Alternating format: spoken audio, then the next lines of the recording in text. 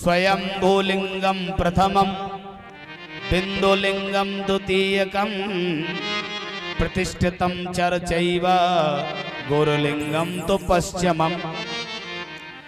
पहला है स्वयंभू शिवलिंग, जो ऋषियों की तपस्या से प्रसन्न होकर के भगवान जहां से प्रकट हुए थे और लिंग का रूप धारण किया था, वह शिवलिंग है और स्वयंभू शिवलिंग। दूसरे है बिंदुलिंग। बिंदुलिंग होता है भगवान शिव का ओम अक्षर। किसी ताम्र पात्र पर तांबे का जो पत्ता लेकर के या स्वर्ण का पत्ता लेकर के या चांदी का पत्ता लेकर उस पर ओम अंकित करवाए और उसी ओम को शिवलिंग समझ करके उसका पूजन करे, वह है बिंदुलिंग।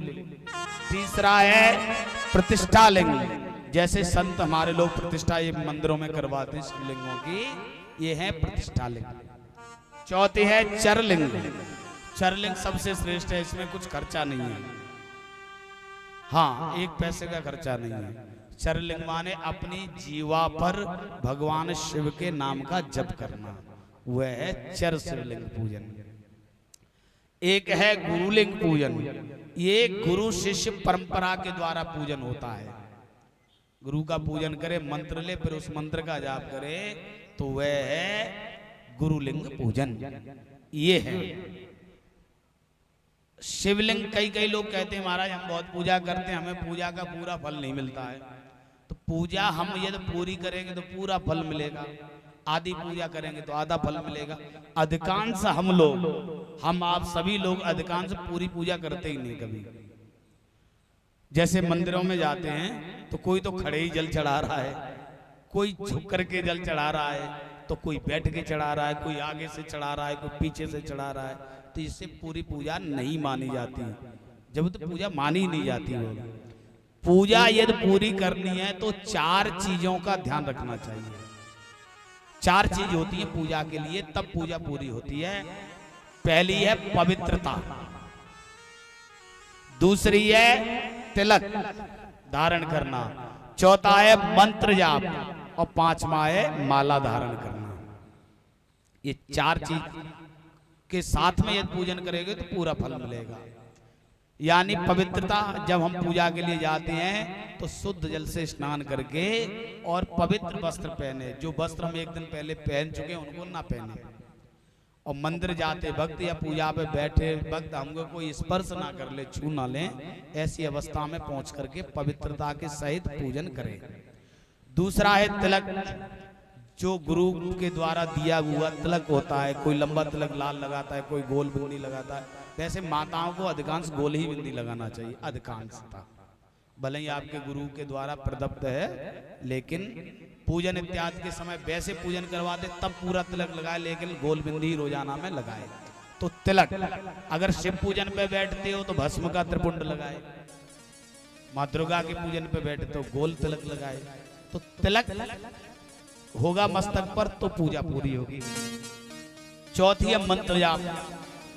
जब हम जिस देवता का पूजा करने बैठते हैं उसके मंत्र का जाप करो या गुरु मंत्र का जाप करो।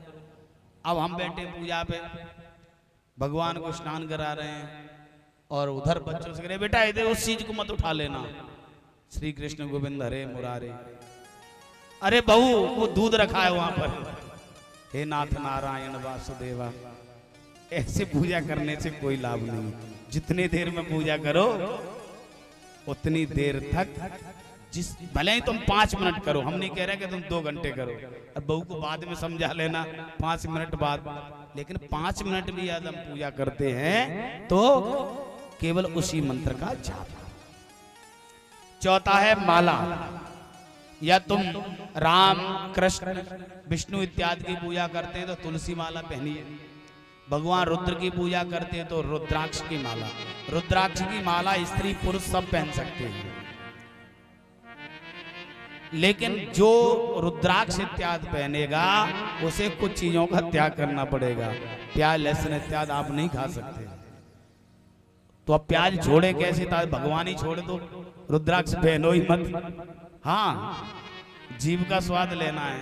तो कई लोग इसलिए नहीं पहनते महाराज बनता नहीं है घर में, बनेगा क्यों नहीं, उस चीज को आने ही मन दो घर में, तो बनेगी, आराम से पहनो। तो तुम्हारे अंदर एक अलग से अलौकिक शक्ति होती है, इन मालाओं का बड़ा महत्व है। तो पूजा में 4 चीज रखी है आप, पहली पवित्रता, दूसरा आसन, तीसरा तिलक और चौथा माला। ये 4 चीजों के सहित यदि हम पूजन करते हैं, कोई भी पाठ करते हैं, वह सफल होता है। अच्छा, एक चीज और है विशेष, मैंने कल बताया कि शिव जी के 2 रूप